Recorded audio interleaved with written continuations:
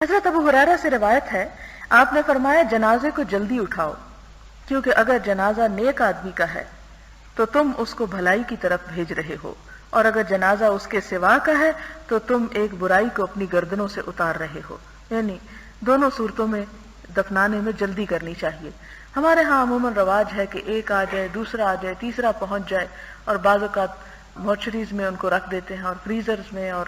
حال ان کا بگاڑ دیتے ہیں مردے کا، اور بلا وجہ کی اذیت دیتے ہیں۔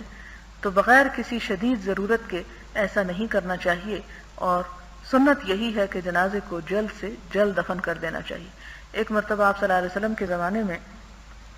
کسی علاقے میں مسلمان جب ہجرت کر کے گئے تو وہاں پر کسی کی وفات ہو گئی، تو وہ وہاں سے اٹھا کر جنازے کو حضور کے پاس لے آئے ادھر دفنانے کے لیے، تو آپ نے اس کو سخت ناپسند فرمایا اور یہی حکم دیا کہ وہیں پر اس کو دفنا دیا جاتا تو اس کے لیے زیادہ بہتر تھا، کیونکہ جنازے کو تو اٹھاتے ہوئے بھی کہا گیا کہ بہت آرام سے اٹھاؤ اور آہستہ آہستہ قبرستان کی طرف جاؤ، اور اس کو اس طرح مت پٹکو، کیونکہ اس کا بھی ایک احترام ہے، اس کی ایک عزت ہے، اور اس کو اذیت نہ دی جائے۔ پھر اس کے بعد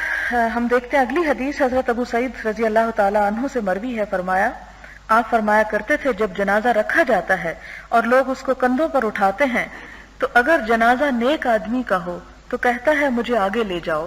اور اگر جنازہ برے آدمی کا ہو تو اپنے گھر والوں سے کہتا ہے ہائے ہلاکت، تم کہاں لے کے جا رہے ہو۔ اس کی آواز کو انسان کے سوا ہر چیز سنتی ہے، اور اگر انسان سن لے تو اس پر بے ہوشی طاری ہو جائے۔ اب یہاں پر ایک سوال پیدا ہوتا ہے کہ ہر چیز سنتی ہے تو ہم کیوں نہیں سن سکتے؟ اس کے جواب میں آپ کو پہلے بھی میں بتا چکی ہوں کہ مختلف آوازوں کا جو فریکوینسی ہے وہ مختلف ہوتی ہے۔ کچھ آوازیں ایسی ہیں کہ جو انسان نہیں سن سکتا، مثلا چمگادڑ کی آواز۔ چمگادڑ کے بارے میں آپ نے یہ پڑھا ہوگا کہ وہ دیکھ نہیں سکتی، وہ اپنی آواز کی ڈائریکشن میں اپنا رستہ تلاش کرتی ہے، اور اس کی شرل اتنی تیز ہوتی ہے کہ اگر انسان کے کان اس کو سن لے تو انسان کے کان کے پردے پھٹ جائیں۔ اور پھر کچھ آوازیں جو ہیں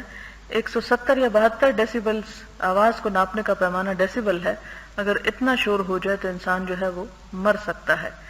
اسی لیے مردے کی آواز جو ہوتی ہے اس میں اتنی چیخ ہوتی ہے اور اتنی شدید ہوتی ہے، اگر وہ برا ہے اور اس کو ہلاکت کی طرف لے جایا جا رہا ہے، کہ وہ انسان اگر سن لے تو انسان زندہ نہ رہ سکے۔